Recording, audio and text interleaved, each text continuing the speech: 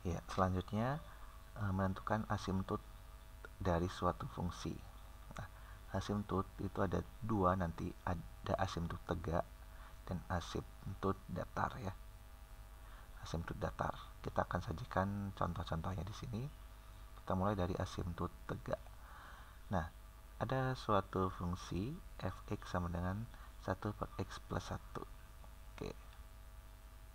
Tentukan asimtot tegaknya. Kalau ini kan jelas pertanyaannya asimtot tegak, nggak mungkin asimtot datar ya.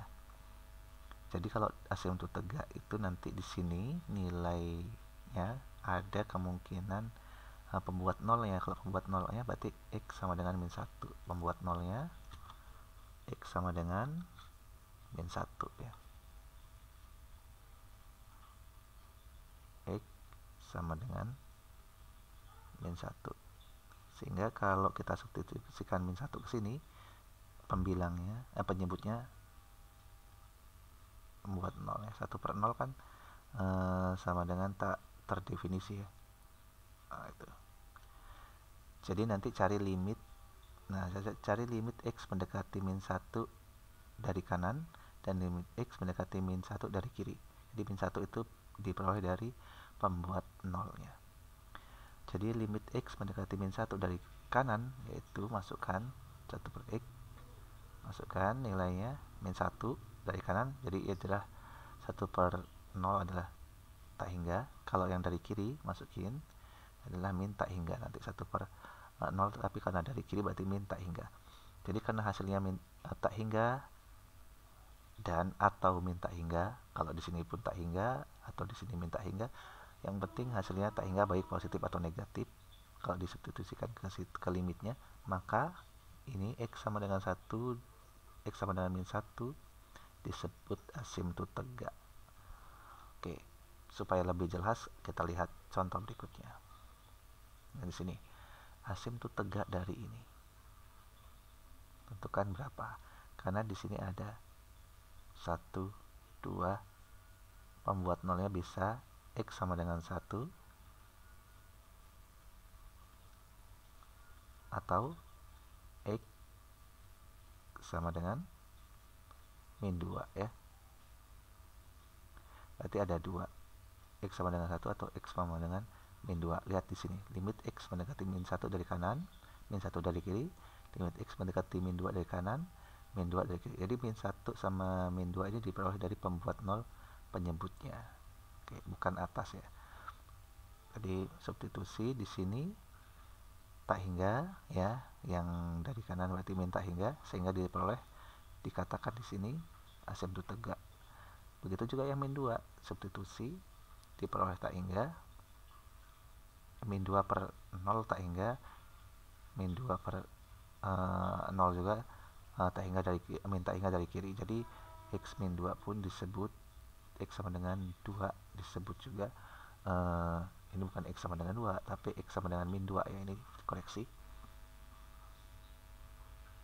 koreksinya itu x sama dengan min 2 disebut juga asimtot tegak.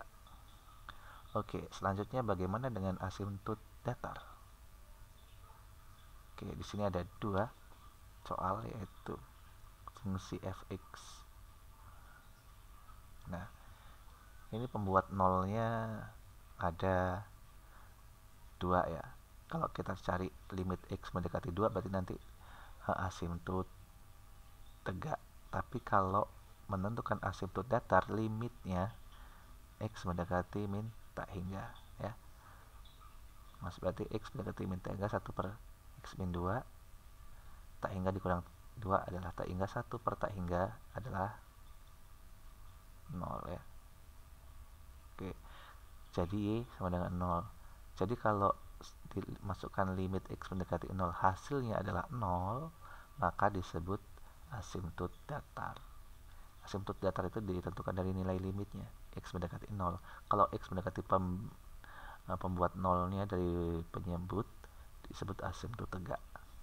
Kemudian sini contoh yang selanjutnya.